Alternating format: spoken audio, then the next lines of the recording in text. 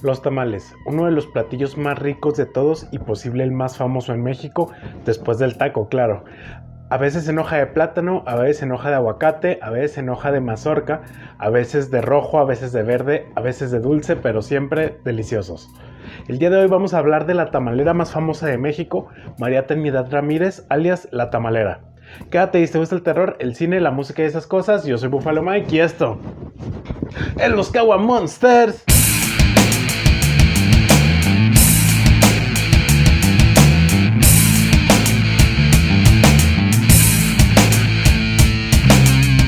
Bueno, ya muchas gracias por pasar nuevamente al canal. Hoy es martes, excelente tarde para todos. Muchas gracias por estar pues pasando ya el capítulo número 24. Les quiero agradecer ya por casi medio año de estar visitando el canal. Pues se vienen cosas muy chidas. La semana pasada, el viernes estuvimos viendo por ahí la plática que tuvimos con mi amigo Ernesto Pinto. El sábado por la mañana estuvimos platicando con Visor y Eical de allá de Chihuahua. Se puso muy buena la plática, pueden pasar a verlo también esa entrevista. Y el día domingo estuvimos platicando con Jairo de Hablemos Podcast. La plática estuvo muy chida y también lo pueden pasar a ver aquí al canal y a escuchar en Spotify en el canal de Hablemos. Y pues bueno, la historia de hoy continuamos, regresamos a La Tamalera. Esta historia ocurrió en la Ciudad de México en el año de 1971, justo en julio de 1971. Fue unas semanas después del famoso halconazo y unas semanas antes del Festival de Rock a Vándaro. Esto ocurrió en el domicilio de la calle Pirineos número 15 en la colonia Portales en la Ciudad de México. Trinidad Ruiz Mares vivía una verdadera pesadilla. Su pareja sentimental, de nombre Pablo Díaz Ramírez, quien además usaba otros 6 nombres, era un peluquero de oficio que la golpeaba a ella y a sus hijos. Los hijos no eran, cabe mencionar que no eran hijos de Pablo, eran solo hijos de Trinidad, de la tamalera. Y pues siendo el padrastro, pues los golpeaba. Ok,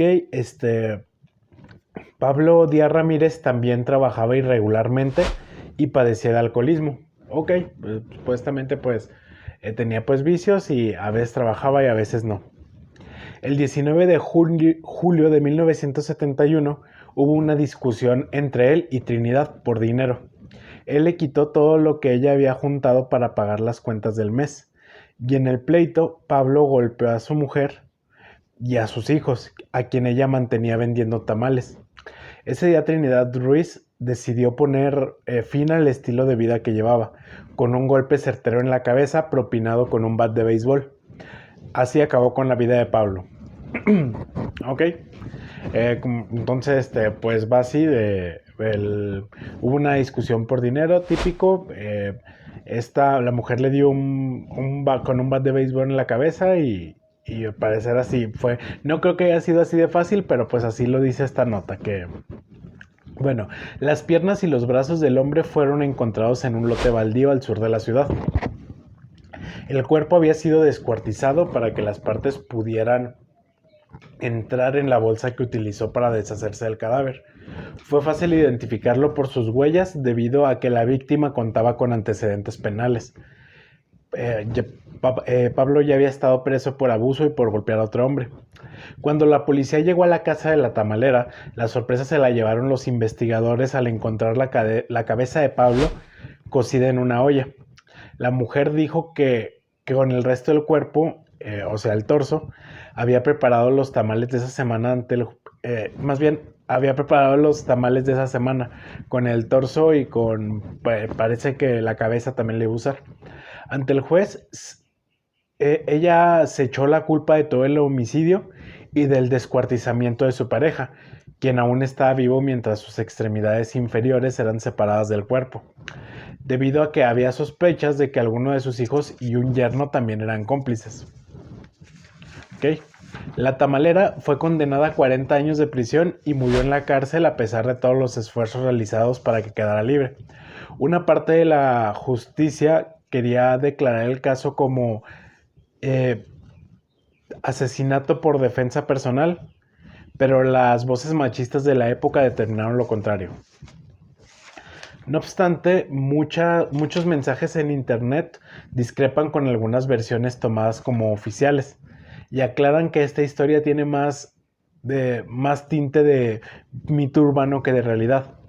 Usuarios de redes sociales aseguran que la discusión no fue por dinero, sino porque el esposo estaba golpeando a los hijos.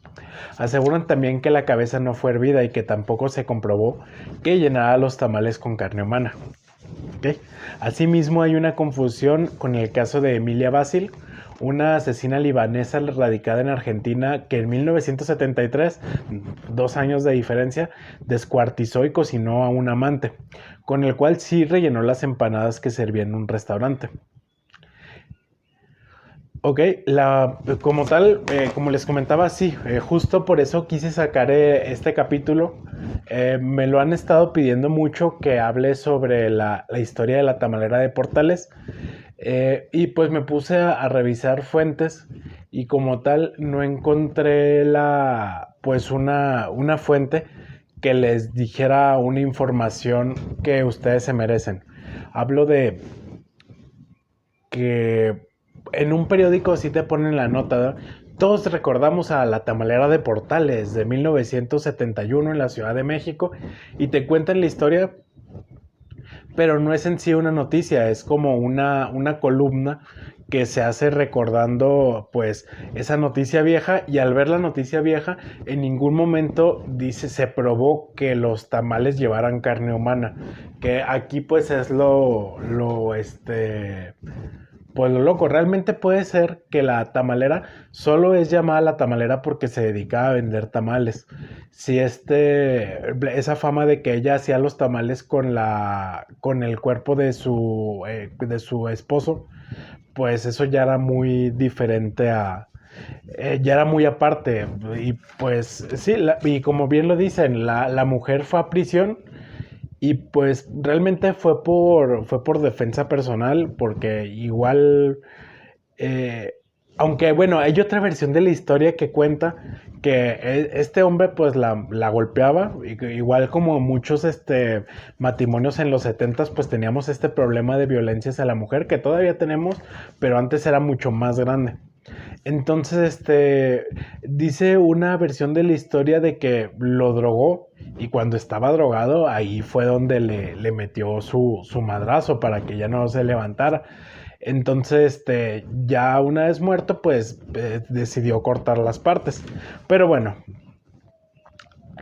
voy a pasar a otra nota. Por ejemplo, dice: la mañana del 19 de julio de 1971, una mujer llamada Esperanza Hernández encontró un costal de Ixtle en un lote baldío de Iztapalapa.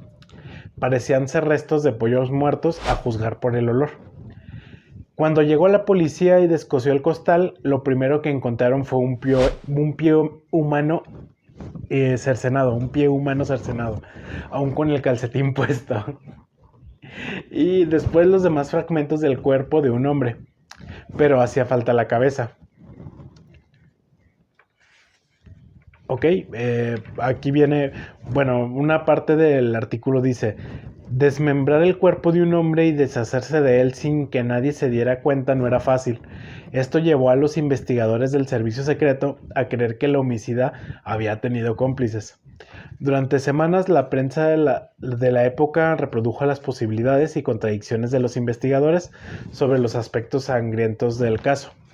Pero el forense llegó a la conclusión de que el responsable actuó solo, dado que el hombre se desangró mientras le eran cortadas las extremidades, proceso que lleva tiempo si solo lo hace una sola persona.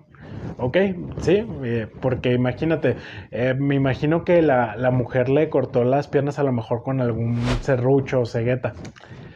Bueno, de haber recibido ayuda, los miembros inferiores habrían sido separados del cuerpo en menos tiempo. La cabeza habría sido cercenada poco después y la hemorragia se habría detenido al dejar de funcionar el corazón. Ok. Entonces, pues en sí ahí hay otra contradicción. En unas partes del periódico dicen que el hombre murió de un batazo en la cabeza, cuando pues aquí dice que el estudio forense pues dice que murió desangrado al momento de que le cortaron las piernas. Y bueno, Incluso el médico legista Enrique Manríquez Barajas llegó a la conclusión de que el hombre fue desmembrado cuando todavía estaba vivo, inconsciente pero vivo. Las huellas dactilares de la víctima, pero sobre todo sus antecedentes criminales, fueron las que ayudaron a peritos e investigadores a descubrir su identidad. Se trataba de Pablo Díaz Ramírez. María Trinidad Ramírez estaba en su hogar en la colonia Portales la tarde del lunes 19 de julio de 1977, escuchando la radionovela Los Huérfanos, junto a sus 3 hijos pequeños, cuando el servicio secreto llegó a buscarla. Esa misma noche confesó ser culpable de haber matado y descuartizado a su esposo. Dijo estar arrepentida del crimen y que su motivación no fue otra más que defender a sus hijos. La policía acusó de complicidad a su yerno, Mario Reséndiz Pacheco, y a su hijo Pedro Martínez Ramírez, quien había sido carnicero. María Trinidad siempre negó haber recibido ayuda y tanto el hijo como el yerno afirmaron enterarse del crimen hasta el momento en que fueron aprendidos por la policía. Las conclusiones del forense y la falta de pruebas obligaron a las autoridades a liberar a Mario y a Pedro. Un bat de béisbol era el arma más cercana. Trinidad se acercó a Pablo y lo golpeó en la cabeza. Le asesté el primer golpe y comenzó a quejarse. Le pegué otra vez y oí cómo se ahogaba. Continué golpeándolo, dijo a la policía cuando la interrogaron. Una vez que el hombre perdió el conocimiento, fue con la dueña de la vecindad, María Teresa Ruedo, para pedirle un hacha. Fue un hacha, ok. Cortó las 2 piernas del cuerpo de Pablo e intentó meterlo en un costal de Ixtle. Pero aún así no cabían. Una vez más empleó el hacha y separó la cabeza del cuerpo para después meterla en un bote alcoholero. Llevó el recipiente a un pequeño cuarto que empleaba como bodega y le puso otro bote encima para que sus hijos no lo vieran. El tronco y las extremidades de Pablo quedaron en el costal, que después cosió con un lazo de Ixtle y ocultó debajo de su cama mientras pensaba cómo deshacerse de él. El macabro paquete permaneció debajo de la cama donde dormía la noche del sábado y todo el domingo, hasta la madrugada del lunes 19 de julio, cuando lo llevó a tirar al lote baldío de la Justo Sierra. Cuando le interrogaron, dijo que continuó con todas sus actividades diarias, aún con el cadáver en su casa. Incluso el domingo volvió a salir para realizar su venta. Existen versiones donde señala que Ramírez Poblano utilizó trozos del cadáver de su marido para elaborar tamales y que los vendió al día siguiente. Sin embargo, los periódicos de la época no mencionan el hecho. Tampoco una narración del caso en el libro Nota Roja 70, publicada en 1993. Sí, como les comentaba, pues en ningún momento oficialmente se comprobó que la mujer utilizara pedazos del cuerpo de su marido para hacer los tamales, pero pues yo creo que esto más bien inició un chisme y pues sí lamento que pues decepcionarles y abrirles los ojos de esta manera. Y bueno, la noche del sábado 17 de julio del 71, María Trinidad y su esposo Pablo preparaban los tamales para la venta del día siguiente en su departamento de vecindad en la colonia Portales. Trinidad vendía alrededor de 200 tamales diarios, por lo que ganaba 120 pesos, de los cuales solo le correspondían 15 para el sustento de sus hijos, pues todo lo demás se lo quedaba Pablo Díaz.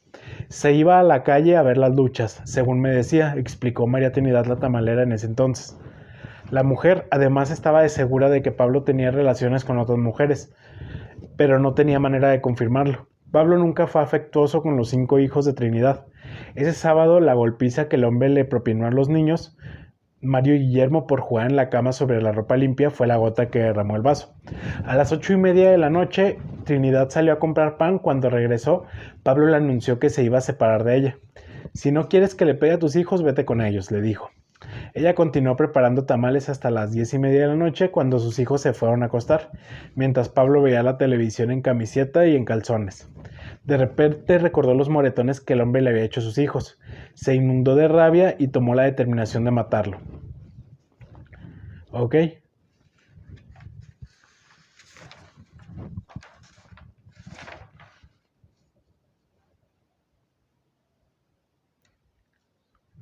En julio de 1972, 4 años después de la... 1972, María Trinidad ya era quien estaba en prisión.